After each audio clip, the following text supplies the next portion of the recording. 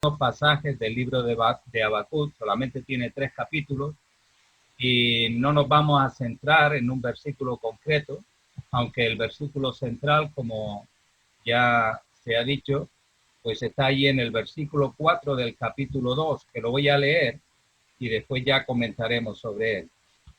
Dice el Señor contestando la oración de Habacuc, dice el versículo 4, Habacuc capítulo 2, versículo 4.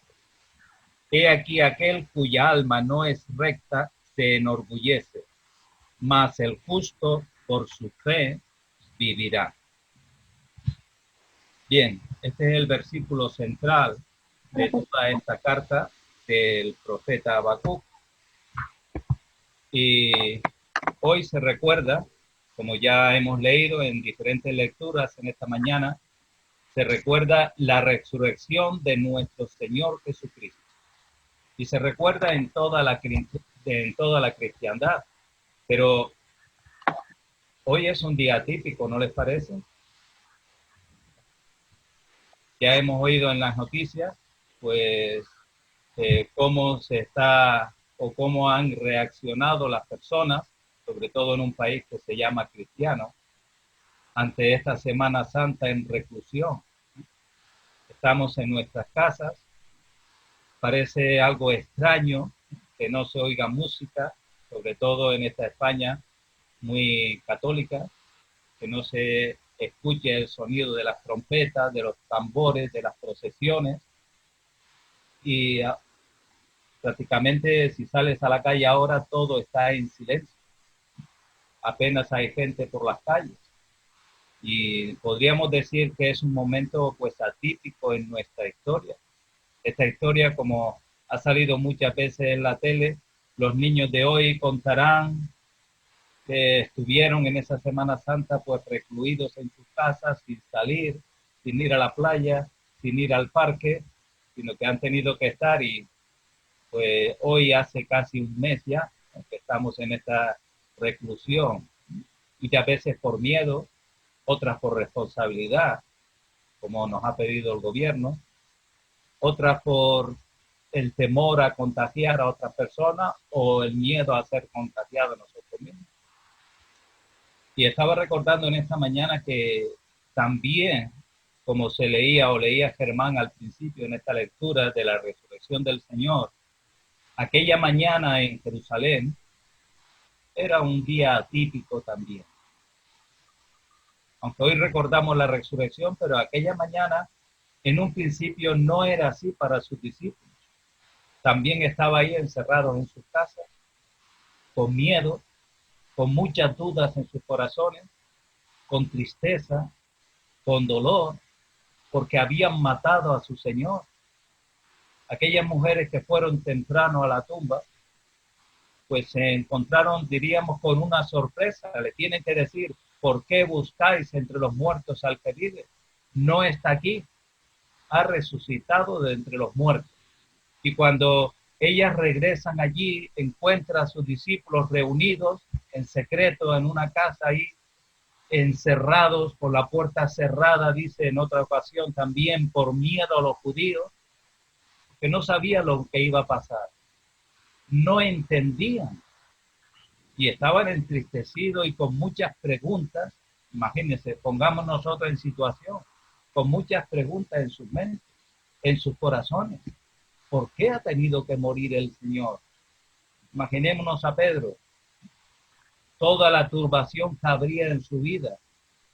Prometí serle fiel, prometí seguirle, prometí ir con él hasta la muerte y mira, le negué 3 veces y él me lo había dicho.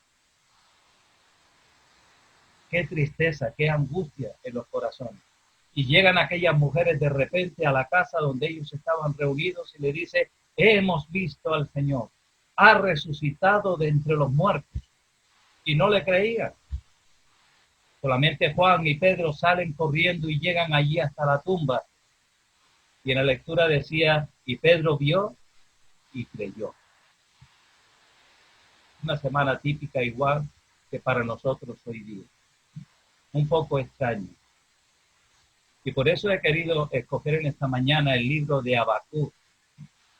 no vamos a hablar precisamente de la resurrección del Señor, porque en esa resurrección sí que es el centro de nuestra fe, la muerte y la resurrección y la ascensión del Señor Jesucristo. Ahí está centrada toda nuestra fe. Y tal como aquellos estaban entristecidos, nosotros hoy día mirando hacia atrás, hacia lo que ocurrió hace casi ya 2000 años, que fue por el año 30 o 33, después del nacimiento de Cristo, cuando miramos hacia atrás, vemos allí el poder de la resurrección. Cosas que los propios discípulos en ese momento no entendían. De momento, de repente el Señor les abre el entendimiento para que comprendan las Escrituras, para que se animen, para que se llenen de gozo en medio de una circunstancia tan difícil que ellos no podían asimilar.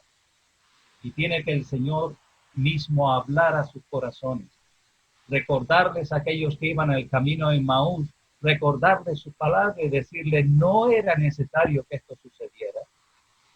No era necesario que el Cristo padeciera, que sufriera todas esas cosas, que muriera en una cruz y que resucitara de entre los muertos.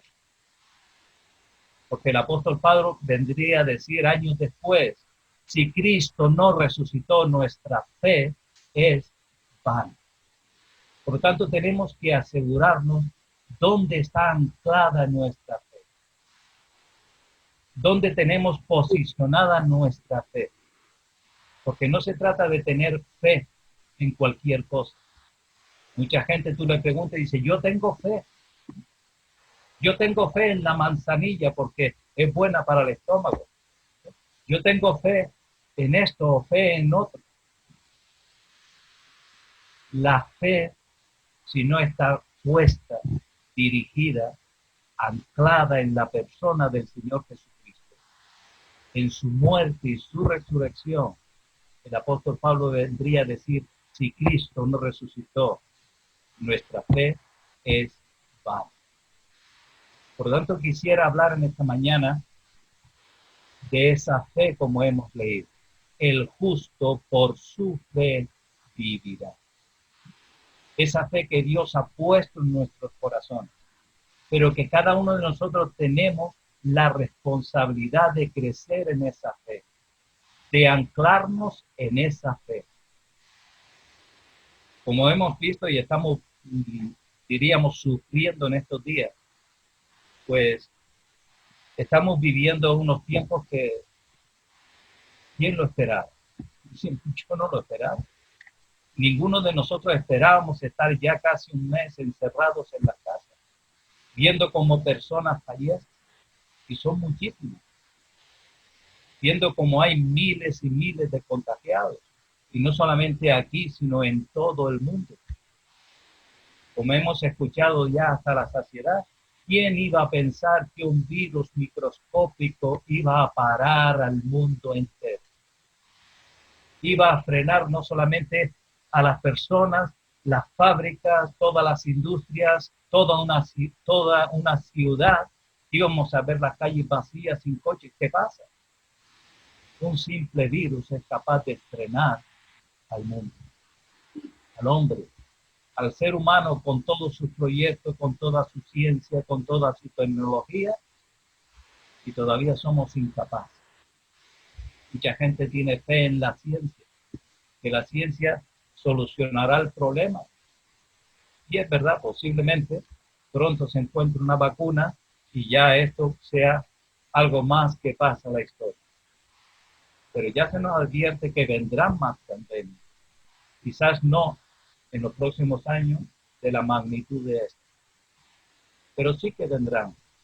Y ante estas cosas, lo que no nos gusta es reconocer, o como ya se decía muchas veces en televisión, se ha dicho, que nos cuesta reconocer nuestra impotencia, nuestra incapacidad, que no podemos luchar contra esas cosas. Y nos vemos frágiles, nos vemos débiles, nos cuesta entender. Y hoy quisiera, a través de este libro de Habacuc, que yo les pido que tengan la Biblia adelante porque vamos a leer ciertos versículos, Yo quisiera en esta mañana compartir cómo nosotros como creyentes debemos reaccionar y actuar en una crisis como esta que estamos viviendo, o cualquier crisis que puedan venir más adelante, o las que han venido o vienen a nuestra vida. ¿Qué es lo que nos corresponde hacer como hijos de Dios? Yo no sé si hemos mirado a nuestro alrededor y en este mundo de injusticias que estamos viviendo, y nos hemos preguntado alguna vez o escuchamos las preguntas de la gente alrededor nuestro, ¿por qué Dios no hace algo? ¿Por qué Dios no obra? Parece que los piadosos oran, los creyentes oramos, pero parece como si nuestras oraciones no sirvieran para algo. Y ese precisamente es el problema que enfrenta y resuelve Habacuc. Y quisiera dividir en 3 momentos esta crisis que sufre el profeta para nuestra enseñanza, para el estudio, para facilitar un poco mejor en nuestra comprensión de lo que por lo menos yo quisiera compartir en esta mañana. El profeta enfrenta pues sus dudas y va hallando y hasta que haya la seguridad en su fe. Y como decía, lo vamos a dividir en 3 momentos, que es lo que nos suele pasar a nosotros también. Ante una crisis, ante un problema o ante una dificultad, vienen muchas preguntas a nuestra mente. Y vemos ahí en el capítulo 1 del profeta Habacuc cómo también vienen preguntas a su mente. Y él se pone delante del Señor con toda sinceridad y se cuestiona qué es lo que está pasando. Y en el versículo 1, o el versículo 2 del capítulo 1 dice, ¿hasta cuándo, Jehová, clamaré y no oirás? Y daré voces a ti a causa de la violencia y no salvarás. Y luego sigue haciendo otra pregunta. Y el título de muchas Biblias pone, Habacuc se queja delante de Dios, se queja de la injusticia. Ahora, sí que el profeta hace estas preguntas y la podíamos resumir como las que muchas personas y nosotros también podemos hacer en el día de hoy. Ante todo esto que sucede, dice el profeta Habacuc, ¿por qué Dios no hace algo? Ese fue el primer problema que asombraba al profeta. Miraba al mundo en su día y ¿qué veía? Violencia, injusticia, destrucción, rencilla. La ley de Dios no se cumplía, no se protegía a los inocentes, se les condenaba como culpables. Había abogados egoístas y jueces que se vendían por dinero y manipulaban las cortes. Toda la nación sufría bajo la iniquidad del gobierno, de los reyes que tenían en ese momento. Y sin embargo parecía que Dios no hacía algo al respecto. Dios, a los ojos del profeta, permanecía impasible. Por eso dice, ¿hasta cuándo, Señor, no vas a actuar? Dice, ¿por qué me haces ver iniquidad y haces que vea violencia? Cómo él se siente en esta lucha, pero también en esa libertad de acudir al Señor, de hacer esas preguntas a Dios. Y vemos como Dios en los versículos 5 al 11 le responde. Le viene a responder, para resumirlo, diciéndole, Habacuc, estoy realizando una obra que te asombrará. Literalmente dice, asombraos y ved, y asombraos porque haré una obra en vuestros días que aun cuando se os contare, no la creeré. Levantaré a los caldeos, quienes conquistarán a las naciones y serán mis instrumentos para castigar al pueblo. Cuán cierto es que Dios obra en nuestro mundo y muchas veces no nos damos cuenta de él. Cuando tenemos las promesas del Señor, Romanos 8:28, y sabemos que a los que aman a Dios, todas las cosas ayudan a bien. Y nosotros nos preguntamos, ¿aún esta crisis? ¿Aún el fallecimiento de tantas personas y algunos de nuestros hermanos, de sus seres queridos? ¿Cómo asimilamos esto? Pablo mismo usa esta cita del versículo 5 en Hechos 13:41, aplicándolo al esparcimiento del evangelio entre los gentiles, cuando no le creían, y les dice: asombrados o burladores y desaparecer, porque yo hago una obra en vuestros días, que aunque la contare, no creeréis. Y aquellos se burlaban de la predicación del apóstol Pablo. Y aquí vemos como Dios le describe a Habacuc a los ejércitos caldeos en este versículo. Y el cuadro no es alentador para Habacuc. Son feroces, le dice Dios, y ágiles. Son terribles y formidables. Vuelan como águilas y caen en picada para matar a su presa. Y podemos pensar, no hacía falta hablar de Habacuc del terror de los caldeos, porque él conocía cuán perversos eran. Y la respuesta de Dios en estos versículos, del 5 al 11, solo crea un nuevo problema a Habacuc, porque él exclama: ¿cómo puede Dios usar una nación tan perversa para hacer su obra?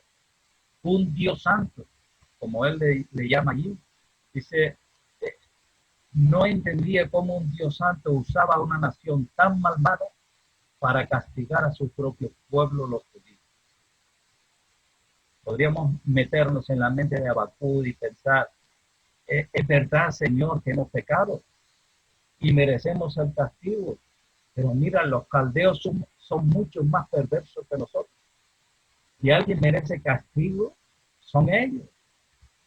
¿Cómo puede un Dios santo sentarse impasible y ver que a su pueblo lo atrapan como a un pez y lo pisotean como si fueran insectos?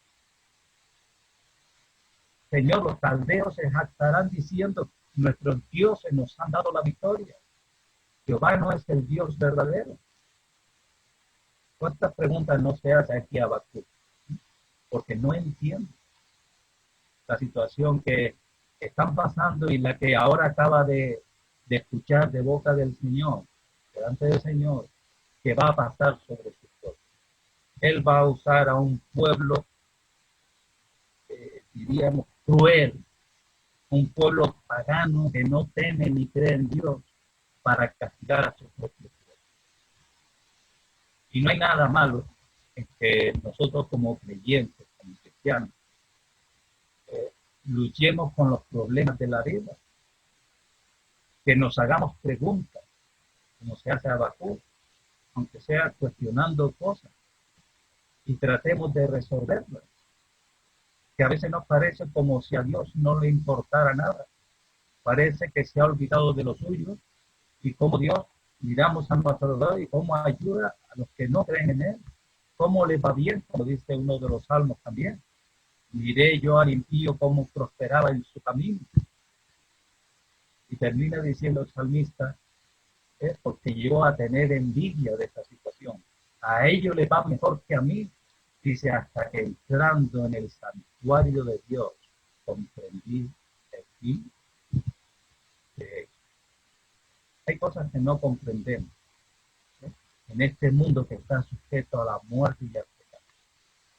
Por ejemplo, hoy día, ¿cuántos millones de creyentes han sufrido el martirio por su fe?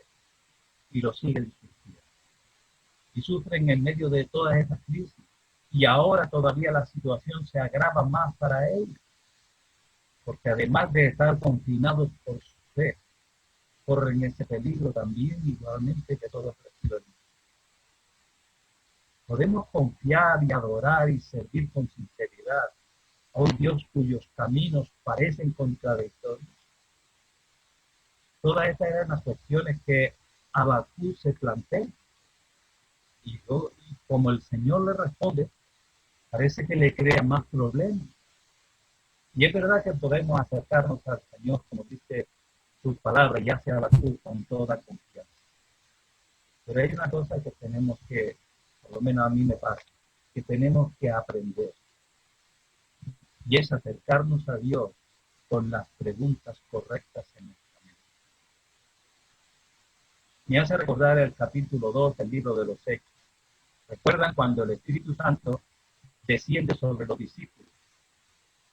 Hace también el Espíritu Santo allí una obra sobrenatural en aquella gente que estaban viendo todo lo que estaba sucediendo. Dice que la multitud del pueblo se reúne y hacen una pregunta que yo pienso que el Señor pone en la mente de aquellas personas que estaban aquí para hacer una pregunta correcta. Si leemos en ese capítulo 2, vemos que la pregunta no era ¿qué ha pasado? ¿O qué fue esto? ¿Qué es ese ruido? ¿O quiénes son estas personas? La pregunta correcta, como leemos, es curiosa. Ellos se preguntaron en primer lugar, ¿qué significa esto? Estaban viendo cosas extrañas, estaban viendo cómo los discípulos hablaban en lengua, testificaban del Señor, aquellos discípulos que habían estado acobardados, que no se había oído nada de ellos después de la muerte del Señor, ahora de repente, pues empiezan a hablar con poder, empiezan a hablar de manera que gente de todas las naciones entienden en su propio lenguaje el Evangelio del Señor. Y ellos se preguntan, ¿qué significa esto? ¿Esto que está pasando? ¿Qué significa?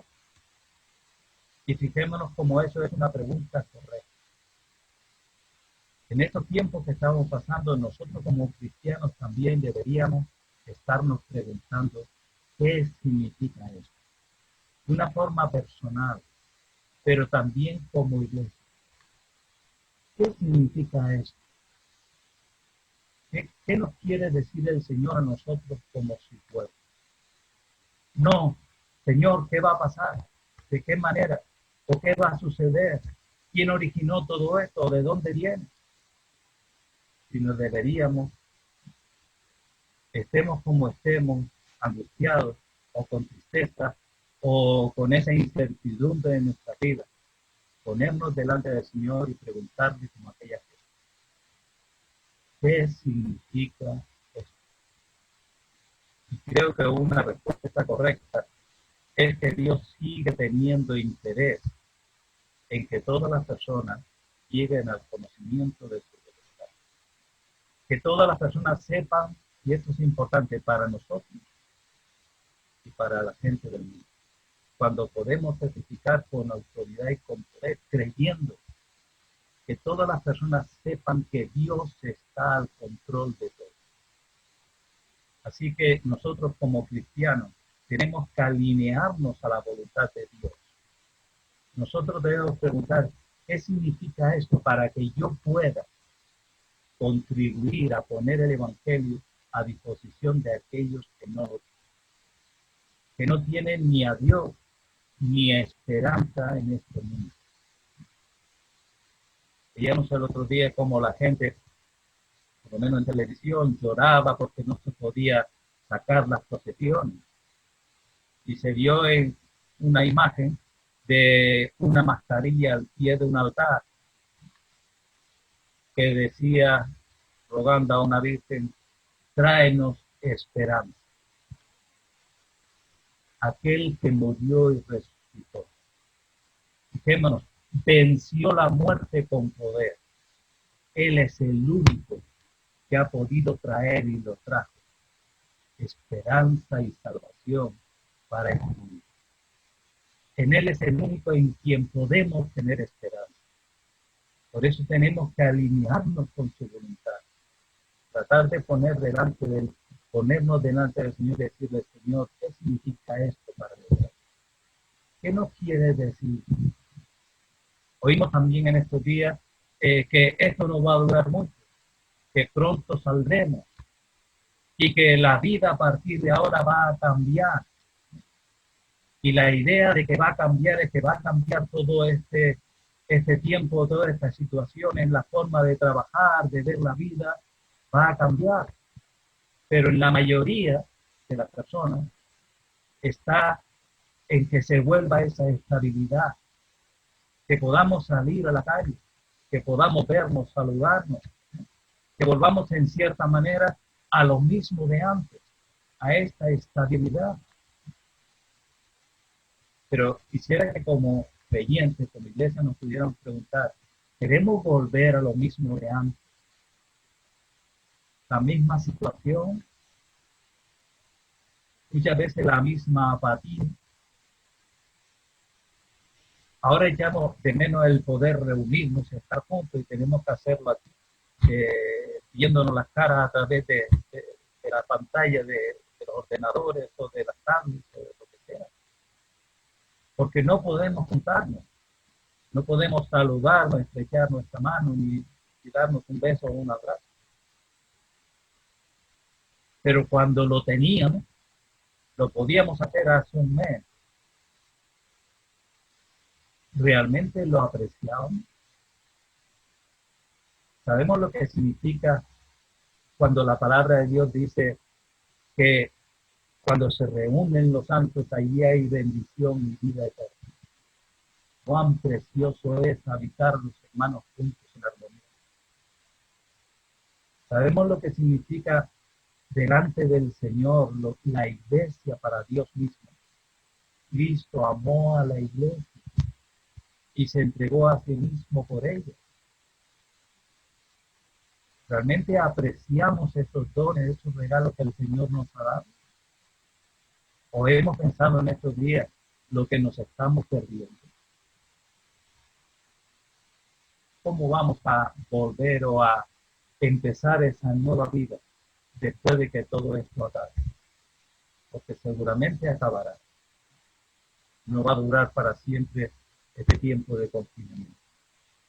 Acabará 2, 3 semanas, un mes, aunque sabemos que toda esta pandemia durará posiblemente, como dicen los científicos, hasta un año más. Pero nuestra mente, ¿en qué está puesta? En volver al trabajo, a la tranquilidad, poder estar seguro de cobrar un sueldo a fin de mes. Está puesta en la incertidumbre que va a pasar, tantos millones de parados, una crisis económica que viene después de todo esto. En eso queremos realmente ocuparnos o preguntarnos, como estábamos diciendo, ¿qué significa eso? ¿Qué quiere el Señor decir?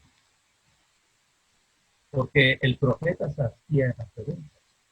Habacuc hacía esta pregunta. Fijémonos, había violencia e injusticia. El Señor le dice, voy a juzgar a mi pueblo y voy a hacer una obra en vuestros días que si os la contare no lo creeréis. ¿Qué nos iba a decir a nosotros? Que un simple virus nos paralizara por completo, como hemos estado durante 15 días. Prácticamente solamente los médicos, los enfermeros y los servicios básicos, como llamamos, pues han podido hacer algo. Que el profeta se encontraba en una situación así, el pueblo de Israel estaba en una situación tremenda, y con la amenaza de la invasión de los babilonios, de los caldeos, como después vemos que sucedió. Y no era fácil para el profeta, estaba también pasando por esa crisis, sabía que la crisis iba a ser aún peor. Pero ¿qué hace el profeta? Eso lo vemos, como decíamos, en este segundo momento de la vida del profeta. Primero, se cuestiona, hace preguntas, hay cosas que no entienden y viene delante del Señor en oración. Pero ahora el profeta vela en oración y espera. En este segundo movimiento, diríamos, de esa crisis. En lugar de convertirse en un ateo o en un agnóstico, que ahora pues se decepciona de Dios, porque no sabe por qué Dios no obra. Y si va a obrar, mira lo que va a hacer, usar los caldeos. No. ¿Qué hace Habacuc cuando no entiende? Pues entra delante del Señor y le hace esta pregunta. Y Habacuc dice en el capítulo 2, dice, sobre mi guarda estaré y velaré, y sobre la fortaleza firmaré mi pie y velaré para ver qué se me dirá y qué de responder tocante a mi fe. Habacuc dice que va a su fortaleza para orar. Y eso me recuerda las palabras de Jesús a sus discípulos. Tú cuando ores, entra en tu aposento y cerrada la puerta, ora a tu Padre que está en los cielos. Señor les invitó allí a tener esa comunión íntima con Él. Derramar delante del Señor vuestro corazón, oh pueblo, si se lo sabe. Cerrada la puerta en el interior de nuestro corazón. Ora a tu Padre que está en los secretos. Y eso es lo que hace Habacuc. Va a su lugar seguro, a su fortaleza, para meditar y esperar en el Señor. Habacuc sabía que Dios oía su fe y que pronto le enviaría una respuesta. Y Dios en efecto contestó. Para resumir, le viene a decir, tengo un plan y un calendario, le dijo Dios. Todo será a su debido tiempo, de modo que no te impacientes, Habacuc. Entonces Dios le asegura a Habacuc tres cosas maravillosas en este capítulo 2, para animarlo y fortalecerlo durante esos días de crisis, tan difíciles en ese momento para él. Lo primero que el Señor le dice para animarlo y fortalecerlo, se encuentra en el versículo 4, que leíamos al principio. Mas el justo por su fe vivirá. En medio de toda esa crisis, el justo, el que ha creído en Dios, el que ha sido justificado, dice, por su fe vivirá. Ha hecho de su fe en Cristo, de su fe en Dios, su fortaleza. Ha hecho de esa seguridad que tiene el Señor, el poder derramar delante de Él su corazón. Y el Señor le muestra aquí esto en primer lugar. Fíjense, el justo por su fe, por lo que ha creído. Ahora llega el momento de la prueba. Ahora llega el momento de la afirmación de esa fe. Si realmente ha creído, si realmente esa fe es la que, diríamos, preserva su vida y vive realmente en medio de esa fe o por su fe. Y este es uno de los versículos, diríamos, más importantes de la Biblia. Fijémonos que forma el texto de 3 libros del Nuevo Testamento.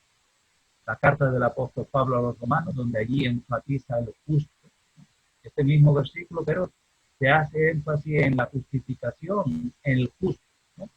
Vivirá por su fe o por la fe. En Gálatas también el apóstol Pablo habla de este mismo versículo, enfatizando allí que vivirá. El estilo de vida, el creyente vive por su fe. Y en Hebreos también, el autor de los Hebreos, como enfatiza allí la fe. Y esa fe no va sola. Esa fe va acompañada de obediencia. Esa fe, aunque cuesta, va acompañada de obediencia, aunque no se entienda muchas veces los propósitos del Señor, sino que se van comprendiendo a la medida que vamos avanzando en el camino. El versículo 4 que leíamos enfatiza 2 clases de personas. Las que se enorgullecen debido a que confían en sí mismas, en su propia fuerza, y las que son salvas y humildes debido a que confían en el Señor. Recuerda, siempre me viene a la mente al fariseo y al publicano que estaban orando, que Jesús habla allí en Lucas capítulo 10. Aquel fariseo que fue al templo a orar. Y dice que aquel fariseo oraba consigo mismo y estaba informándole a Dios de todo lo que él era, de todo lo que él hacía. Señor, te doy gracias porque no soy como los demás hombres, ni siquiera como este fariseo. Yo doy diezmos, yo hago esto, yo hago lo otro, Señor. Y Jesús enfatiza, ese fariseo oraba consigo mismo y no se fue a su casa justificado. Sin embargo, allí estaba el otro, el señalado, el publicano. Dice, no se atrevía a levantar los ojos al cielo, sino que oraba diciendo, Dios, sé propicio a mí, que soy pecador. Ahí vemos la diferencia entre aquel orgullo, aquel hombre que se sentía bien, que se sentía digno, que se atrevía a levantar los ojos al cielo y tratar de decirle, Dios, por si no te has enterado, yo soy esto, y hago todas estas cosas. Pero el otro sabía que era un pecador y que si no era por la misericordia y la gracia de Dios, no podría ni levantar los ojos al cielo.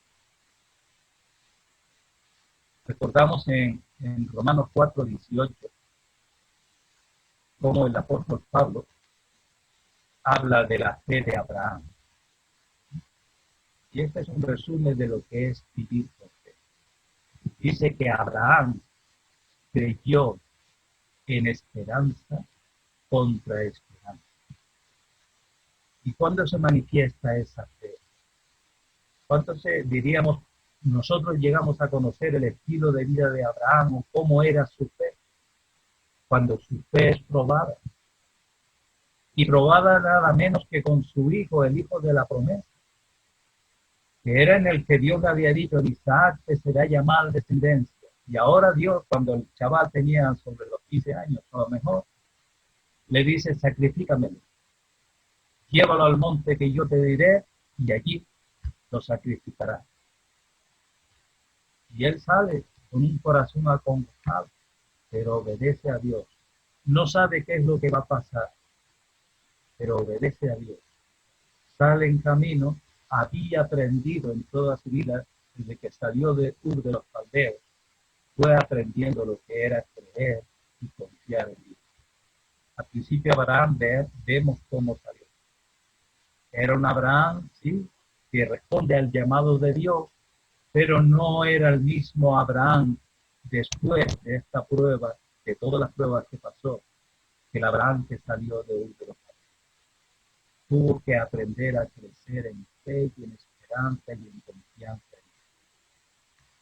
Y como ahora, en este momento diríamos terrible de prueba, dice el apóstol Pablo, siglos después, porque Abraham creyó a Dios y creyó en esperanza contra esperanza, porque creía que Dios era poderoso para cumplir su promesa, para cumplir lo que le había dicho, aunque tuviera que levantarle descendencia dentro de los. ¿Quién no iba a entender? ¿Quién iba, como dice allí en el versículo, haré una obra en vuestros días que si alguien os la contare no la creeré? No es difícil. El Señor me ha dado la promesa, con lo que me costó tener este hijo, tuve que esperar hasta los 100 años, Señor, y ahora que ya, si antes estaba muerto para poder procrear, como ese milagro que tú hiciste de que Sara se quedara embarazada, ahora ya tiene 15 años y ahora va a morir. Pero él creyó en esperanza contra el justo. El justo por su fe vivirá. Estuvo dispuesto a confiar en Dios. Dice, sabía, creía que Dios era poderoso para levantarle de silencia aún dentro de los muertos. La segunda cosa que Dios le muestra aquí a Habacuc para que se anime en medio de esta incertidumbre, en medio de esa crisis que está pasando, porque él le decía, Señor, mira cómo está el mundo, injusticia, dolor, violencia, pecado, miseria, y encima, pues los caldeos van a venir, nadie quiere saber nada de ti. Pues en el versículo 14, Dios le dice, Habacuc, la tierra será llena del conocimiento de la gloria de Jehová. La tierra en los días de Habacuc no estaba llena de mucha gloria, como tampoco lo está hoy. Miremos en el capítulo 2, a partir del versículo 6. Miremos los ayes que aparecen allí, en este capítulo. Y descubriremos los pecados que Dios aborrece. En los versículos 5 al 11, avaricia y codicia violenta. En los versículos 12, homicidio a sueldo, embriaguez, en los versículos 15 y 16, e idolatría, en el versículo 19. Estos son los mismos pecados que contaminan a las naciones en la actualidad. Y Dios los conoce, tanto hoy y los aborrece tanto hoy como lo hizo en el día de Habacuc. Pero la promesa sigue en pie. La gloria de Dios un día llenará la tierra. Aunque hoy día parezca que está llena de todo lo contrario. Personas que aborrecen a Dios, personas que están sumidos en la idolatría, que hay homicidios a sueldo, que hay avaricia, que hay embriaguez. Pero sin embargo el Señor dice, mira hacia adelante. Un día esa promesa se cumplirá. La promesa sigue en pie, le dijo Dios a Habacuc. La gloria de Dios un día llenará toda la tierra, porque Jesucristo volverá, derrotará todo pecado y establecerá su reino. Y en tercer lugar, la tercera cosa que el Señor le hace ver aquí a Habacuc está en el versículo 20. Fijémonos qué afirmación. Y esto es central en toda la carta de Habacuc. Y central es el versículo 4. El justo por su fe vivirá. Mucho más central es el versículo 20. Dice, más Jehová. Fijémonos cómo empieza con este pero. Y paremos cuando hay estos peros en la Biblia, porque nos quieren decir algo importante. En medio de toda esa crisis, en medio de toda la adversidad, aunque parezca que todo está en contra de Dios y de su iglesia, dice, mas Jehová está en su santo templo, calle delante de él toda la vida. Jehová está en su santo templo. Dios sigue en su trono, como podemos ver en Isaías capítulo 6. Isaías vio a Dios en un trono alto y sublime. No tenemos necesidad de quejarnos ni de dudar, porque Él reina. Aquel que murió, que resucitó, que ascendió a los cielos, que venció a la muerte, que venció al pecado, como recordamos en un día como hoy, el día de la resurrección del Señor. Ese dice que ascendió a los cielos, subió por encima de todo para llenarlo todo. Dios sigue en su trono. Él reina e interviene en los asuntos de las naciones, le viene a decir Dios a Habacuc. Habacuc pensaba que a Dios no le interesaban, en el capítulo 1, los problemas de la vida de los seres humanos, pero descubrió que a Dios sí que le importan y mucho, y que obraba, y que iba a obrar según su plan y a su tiempo. Es por ello que el justo vive por fe. Diría el apóstol Pablo, porque por fe andamos, no por vista, en 2 Corintios. Y es verdad que si nos miramos a nosotros mismos o a las circunstancias que nos rodean, nos desanimaremos y desearemos darnos por vencidos. Pero si miramos a Dios por fe y hacia adelante, a la gloriosa venida del Señor Jesucristo, nos animaremos. Veremos las cosas de otra manera y seremos capaces de avanzar en victoria. ¿Por qué? Porque Dios está en su santo templo. Está diciendo que Dios es soberano y delante de Él tiene que callar toda la tierra. Por lo tanto, la primera cosa que debemos hacer es recordar que Dios es soberano sobre toda la tierra.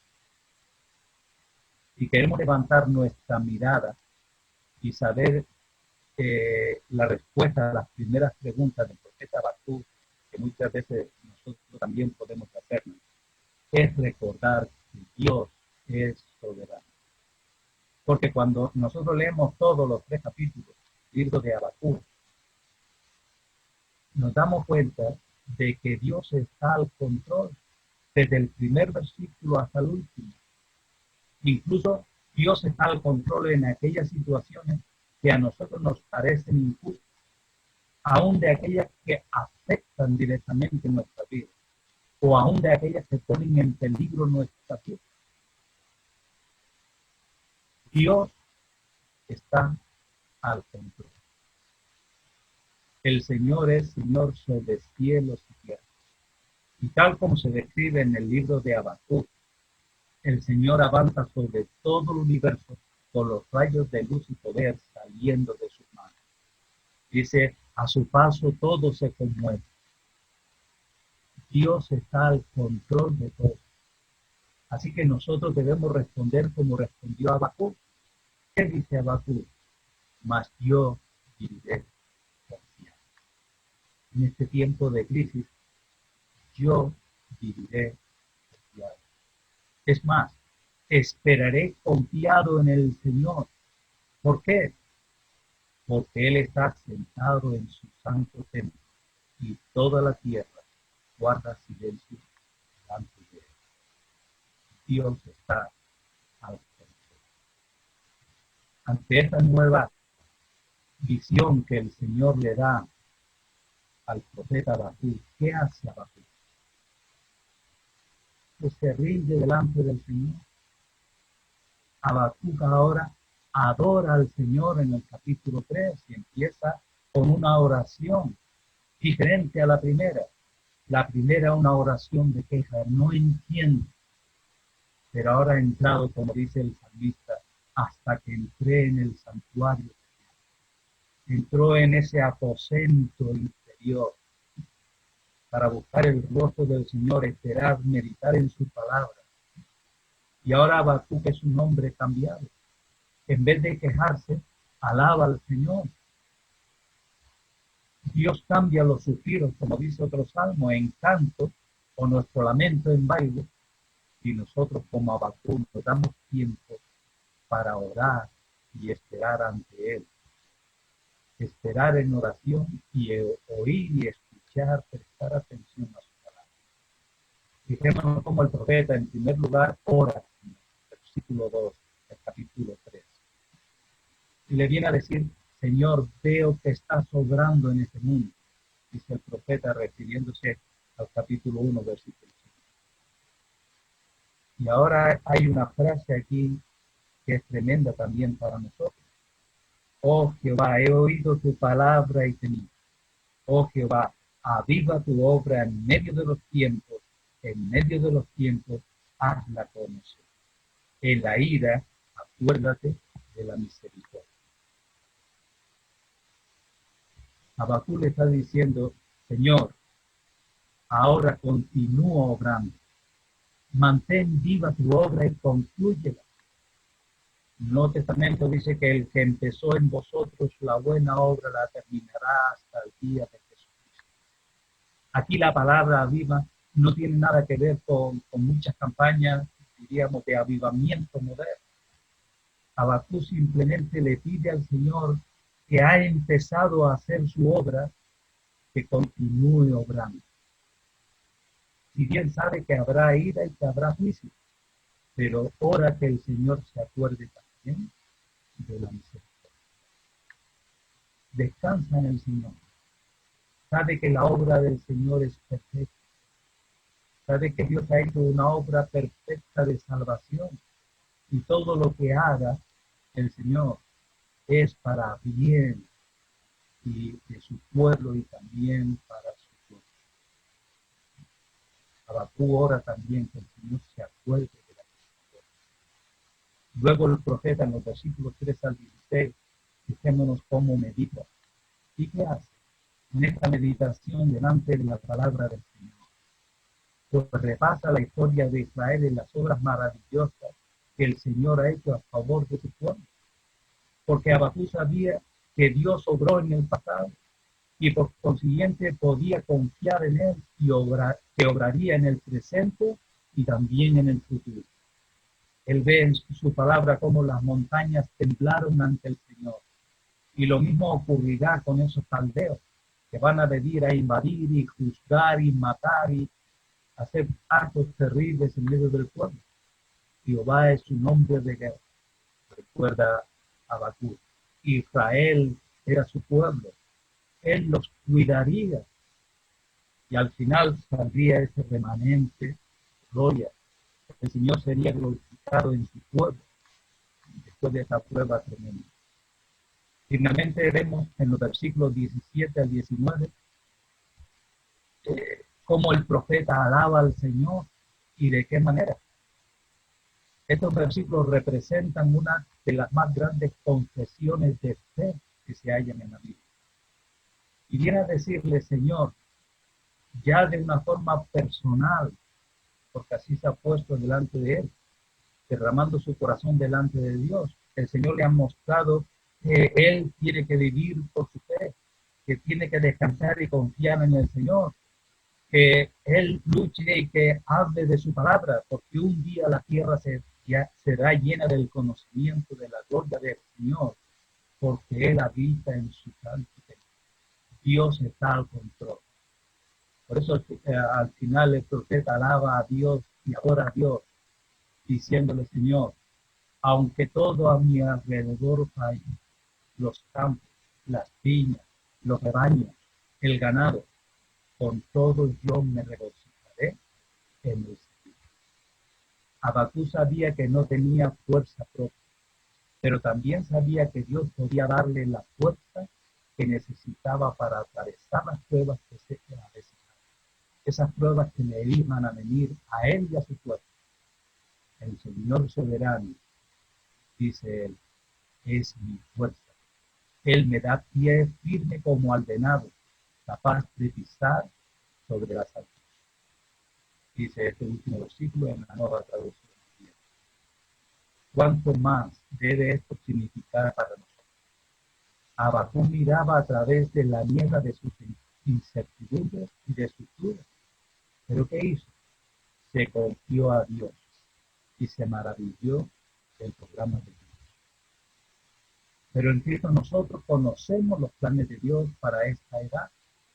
Efesios 1:8 que dice allí que hizo sobreabundar para con nosotros en toda sabiduría e inteligencia, dándonos a conocer el misterio de su voluntad según su beneplácito, el cual se había propuesto en sí mismo de reunir todas las cosas en Cristo, en la dispensación del cumplimiento de los tiempos, así las que están en los cielos como las que están en la tierra. Y el capítulo 3 también es tremendo de esto. Por lo tanto, tenemos hoy día nosotros la Biblia para estudiar, para meditar en ella. Y Abacú no la tenía. No tenía todos esos recursos a su disposición. El Hijo de Dios todavía no había venido a este mundo para traernos su palabra en su propio cuerpo, en presencia misma. Dios habitando entre los hombres. Porque si nosotros meditamos en todo lo que sabemos que Dios ha hecho en el pasado por nosotros, su iglesia, como estamos recordando en estos días de la llamada Semana Santa, como decíamos al principio, en su palabra tenemos la vida, las enseñanzas, la muerte, la resurrección y la ascensión de Jesucristo en gloria, así como también la promesa de su venida. Si alguien debe andar por fe y regocijarse en el Señor, esa es la iglesia cristiana hoy. Sin embargo, demasiado a menudo dudamos, o nos quejamos, o nos adelantamos a Dios, o incluso llegamos a criticar lo que Él hace. O cuando nos vemos unidos en situaciones difíciles, que sabemos que Dios las comprende, como comprendió a Abacú, y que Dios le habla al corazón. Pero Abacú nos muestra en este libro cómo lidiar con las crisis de la vida. Cómo lidiar con esta crisis que nosotros podamos estar pasando quizás de diferentes maneras, cada uno como iglesia o a nivel personal. Abacú nos ha enseñado que debemos acercarnos a Dios por nuestras luchas, por nuestras dudas, por nuestras preguntas, pero debemos asegurarnos de hacernos las preguntas correctas. ¿Qué quiere decir eso? Y en segundo lugar, lo que hizo Abacú, hablarle a Dios al respecto de esta situación, de nuestras dudas, de nuestras luchas. En tercer lugar, esperar en silencio delante de Él, meditando en su palabra. Y cuando Dios nos hable, escuchar y obedecer, recordando siempre que Dios está alto. Nunca huyamos de las dificultades de la vida, porque Dios quiere usar precisamente esas dificultades para fortalecernos. Alguien dijo: nunca dudes en la oscuridad lo que Dios te ha dicho a la luz. el justo por su fe vivirá. Y finalmente, a modo de conclusión, lo que nosotros necesitamos para hacer frente a la crisis es vivir confiados en Dios, como enseñaba. Debemos estar seguros de que Dios está al control de cada uno de nuestros días. Como leemos en los Salmos 139, 16, dice el salmista: mi embrión vieron tus ojos, y en tu libro estaban escritas todas aquellas cosas que fueron luego formadas sin faltar una de ellas. Job, en medio de esa crisis tremenda, de esa prueba tremenda que tuvo que sufrir, llegó a decir, entre muchas que dijo, estas, estas palabras: aunque me matare, en él estoy. Ese creer en esperanza contra esperanza. ¿Qué palabras más fuertes? Aunque me matare, en él estoy. Que nosotros con toda confianza también podamos decir como Habacuc en la parte final de su vida. Que lo voy a leer de una forma literal. Porque fijémonos que las tres figuras primeras que usa son figuras o símbolos del pueblo de Dios, del pueblo de Israel: la higuera, la vid y el olivo.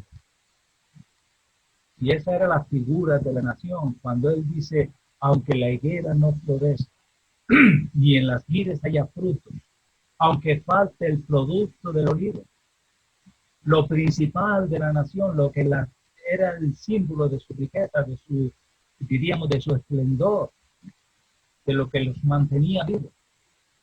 Dice: aunque esto falte y los labrados no den mantenimiento y las ovejas sean quitadas de la majada y no haya vacas en los corrales, entonces ¿qué queda? Sin embargo, él dice: con todo yo me alegraré en Jehová y me gozaré en el Dios de mi salvación. Jehová el Señor es mi fortaleza, termina diciendo, el cual hace mis pies como de cielo, y en mis alturas me hace andar. Por lo tanto, vivamos confiados en Dios, alienémonos a la voluntad de Dios y saquemos provecho de esta oportunidad que el Señor nos está dando para conocerlo más de cerca y para compartir el Evangelio, las buenas nuevas en medio de todo, que trae luz y esperanza de vida. El otro día me mandaron por WhatsApp un texto que decía unas palabras de Billy Graham, que dijo: he leído la última página de la Biblia y todo terminará bien. El Señor nos ayude y nos permita vivir confiados en Él. Vamos a orar. Padre Santo, te alabamos y te damos las gracias por tu misericordia. Gracias porque tú eres el Dios soberano en los cielos y en la tierra. Gracias porque tú eres nuestro Dios. Gracias porque tú has querido, Señor, revelarte por tu palabra, por tu espíritu a nuestros corazones. Y nos has hecho hijos tuyos por la fe en el nombre glorioso y bendito de Cristo Jesús, el que murió y resucitó, el que venció sobre el pecado y la muerte y se levantó triunfante para no morir jamás. El que vendrá, Señor, por segunda vez para glorificar a tu pueblo, para llevarnos a tu presencia, para implantar justicia, Señor, en todas las naciones, en este mundo. Gracias porque tú eres Dios, eres nuestro Dios. Y nada hay, Señor, que ocurra en este mundo que tú no sepas. Por eso ayúdanos, Señor, a descansar y a confiar. Que podamos vivir cada día, Señor, realmente por la fe. Que vivamos justificados por la fe.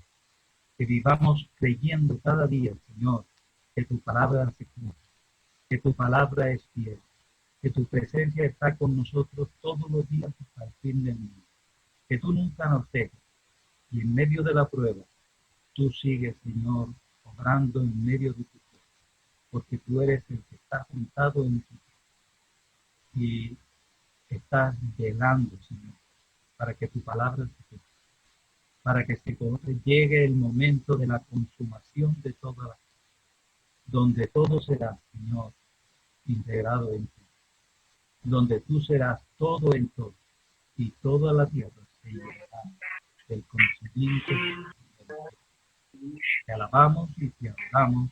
Bendice, Señor, a tu iglesia. Bendice a aquellas personas que todavía no te conocen.